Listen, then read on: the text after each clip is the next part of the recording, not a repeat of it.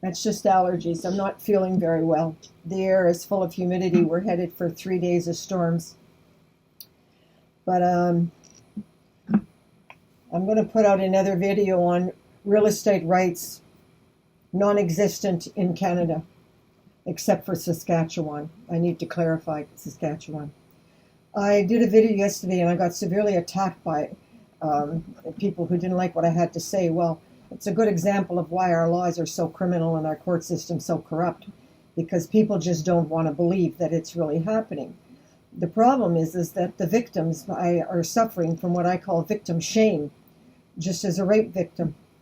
They aren't willing to talk about it and aren't willing to go public, and most of them just walk away because they don't have $100,000 to fight it in court for 5 years, which I did. And I have lost, by the way. And that story is on my website. But I'm going to talk about one method is fraud. And there's 1,000 different methods of fraud, people. And today I'm going to just talk about one man. His name is Doug McIsaac. He is criminally insane. I mean, criminally insane.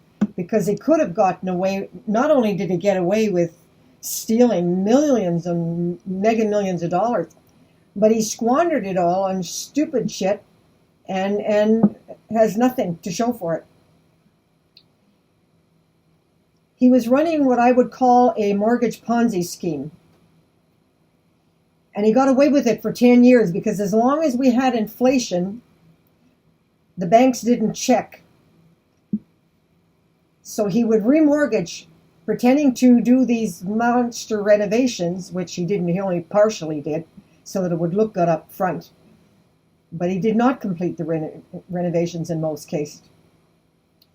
And he had 31 properties eventually. He started out with one, did a little bit of renovating, got the mortgage doubled. With the mortgage money, he went and bought another 2 or 3 properties. And he kept going for 10 years, at least 10 years, till he got 31 properties. Excuse me. But what he was really doing with the money was his insanity. He did not manage the properties properly. He did not finish the renovations, and the rents were not covering the cost of the mortgages. He would rent to drug pushers, drug addicts, alcoholics, welfare bums. They would squat from up to a year and not pay the rent. And he wouldn't take the time to have them evicted in court. So right there, they were not self-sustaining. He would go out and buy more properties. One, for example, a derelict building that cost $75,000 and would have taken $1 million to renovate, which he didn't have. He was compulsively buying sales, so-called sales, doors, windows, screens. He would go around and collect railway ties. Now you cannot imagine 31 properties and their basements were full of this junk. Sheds were full of junk. One property in Onaping that, so help me God, was very valuable. Half of it was empty, filled with junk. Instead of getting a rental income for all of the would-be apartments, he didn't finish renovating and making them into proper apartments. The plumbing was all there, but he just didn't do it. So that's what I'm talking about, criminally insane. Eventually, the banks had so much fraud in Canada, because our laws make fraud easy, okay? And the police will not investigate. They very, very rarely investigate. And I've been fighting with that all my life. And I'm not going to get into that. Please don't sidetrack me, because I know you're all going to say, it's not happening, it's not happening. She's full of shit, doesn't know what she's talking about. Okay, so finally, he took a young renovator, young appraiser, and this man had what I call a silver tongue. He could con the pants off an Eskimo in the middle of December. He was just so good and believable. He got his friends, people that he knew since public school, high school, to invest, and he'd give them a mortgage with a 6% interest. Well, you get like 1% from the bank. So it all looked very good. And because he kept remortgaging, and he would give you a little money here and a little money there, he kept this Ponzi scheme going for 10 years. But what nobody knew was that none of the properties were fully renovated. None of the properties were worth the appraisal value that he had set on them, because he duped the appraiser into making the appraisals too high. And the banks didn't bother to send their own appraisers in and check it. So I come along. My mother's dying. My condition is I can neither read nor write, nor I'm crawling on my hands and knees. I'm in and out of the hospital. I have a tumor that did nerve damage. My father committed fraud, legal fraud, okay, severed joint tenancy in secret, so my mother didn't know she didn't own the properties or the matrimonial home. That's part of our law. It's perfectly legal to do that. You can't get a divorce illegal, but you can sever joint tenancy in the matrimonial home. 60 years later, you find out you don't own what you thought you owned. Yes, it's a violation of the Charter of Rights, Section 7, because your finances have been severely damaged and affected by this, but nobody's doing anything about it. I researched back over 100 years in Supreme Court cases, and only one made it to Supreme Court, and they lost. And the judge did say he thought it was unfair, but nobody did anything about the law. Okay, so that's the whole issue of why there are thousands of victims every day in Canada is very complicated. It's because at the banking level, we have issues. At the police level, we have issues. At the real estate laws, we have issues. At the registration laws, with the provincial registries in Canada, we have issues. Now, getting back to Doug McIsaac, I come along. And my brother has embezzled the estate funds, committed income tax fraud from 2008 right up until 2014. I couldn't get the police to help me. They would not charge him with a crime. And to this day, he's never been charged with a crime. And now, here we have the city tax department who cooperate in committing fraud, because they don't have to tell you as a registered owner that the taxes aren't being paid. Okay? The entire system is corrupt, people. So then the lawyers come along, and they don't tell you that secret filing is legal. They don't bother to do enough research to tell you what's really going on with the properties. And you can't get rid of an executor as quickly as you think you can.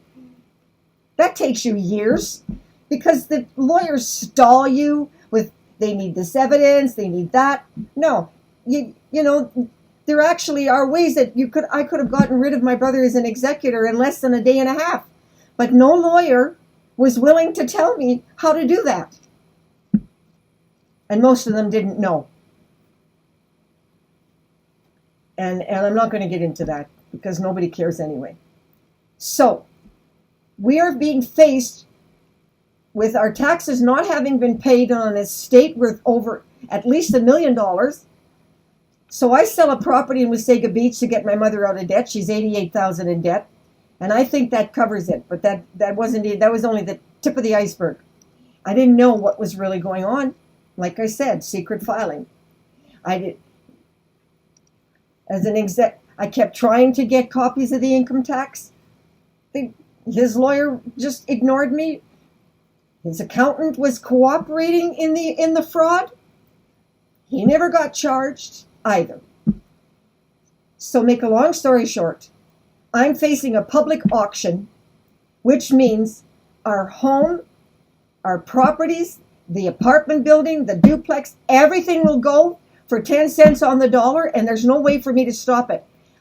I don't have $75,000 to pay the tax. I spent everything I could to save the vacant land that I had in my name, but there was nothing left. It was all going to the lawyers. So I called Doug McIsaac. I'd known him for over 30 years. I knew he had all these properties. I knew he knew how to buy and sell. I couldn't get a real estate agent because my brother wouldn't cooperate with the sale. So you have to understand, my mother's taken a heart attack. She's terminal. I can barely read or write. I can't walk. I'm in so much pain. I'm in nerve damage. And somehow I have to fight this. So I turned to somebody for help that had knowledge. Well, make a long story short, he conned me out of the matrimonial home. He told me that he was the buyer. In writing, I had it named that he was the buyer, but he flipped the sale to somebody else. And by the time it got through the courts, he then took whatever money I did get, which was $190,000, as an investment, promising to help me get another home for me and my mother, and the whole thing was a scam. The lawyer took over $70,000 from me, $60,000 to be precise, and $10,000 I donated to a case. Tricked me into believing that he cared about the fact that this was a violation of the Charter of Rights, and I could get the law changed in Canada, coast to coast, for every homeowner and every registered owner of real estate in Canada, in every province, would get protection if I could get this affidavit to court. And he had me running in circles and researching and spending all kinds of money, and when I ran out of money, he charged me with disrespect and fired me, and the affidavit was junked. Now, that's only one case. The banks have never gone public with the fraud that Doug McIsaac committed. The police can't lay a charge because nobody's filing charges against him except me. And they said what he did to me was legal, so they can't charge him. See what I mean? Now, yes, there are thousands every day, people, but you'll never hear about them. They don't get charged. The criminal never makes it. The victims never make it to court. And the majority, 99.9% of the victims, won't talk about it, won't give you their name, won't go public. They suffer from victim shame. Somehow they think that they're at fault. Somehow they think that, well, if they'd have done this and they'd done that, it's all my fault. And I'm telling you, I know of a lot of people personally. And I know their names, and I can't give them to you because I swore that I would keep their names secret. They wouldn't even tell me their story. Now, every day I'm going to tell one more story if I can. Real estate rights do not exist in Canada. Fraud is rampant in real estate. Fraud is rampant in our banks. Fraud is rampant to the average person every day, and you're never going to hear about it. They go bankrupt. The lawyers spin them, squeeze all the money they can out of them, and then dump them. It's all being done legally. Canada is completely corrupt. And if I'd have known any better, I'd have stayed in New York. And I want to know why nobody's supporting me? Because they don't believe it. I was attacked on my last video I put on YouTube. Attacked. Yes. I've been in real estate and a lawyer for 35 years, and you're full of shit. Yeah, that's basically what I got, okay? I'm the victim and I'm attacked. Welcome to Canada. Yes, and it made me sick. Why do I keep trying? Well, with my last breath, I'm going to keep trying. I don't care how sick it makes me. Over and out. Screw you.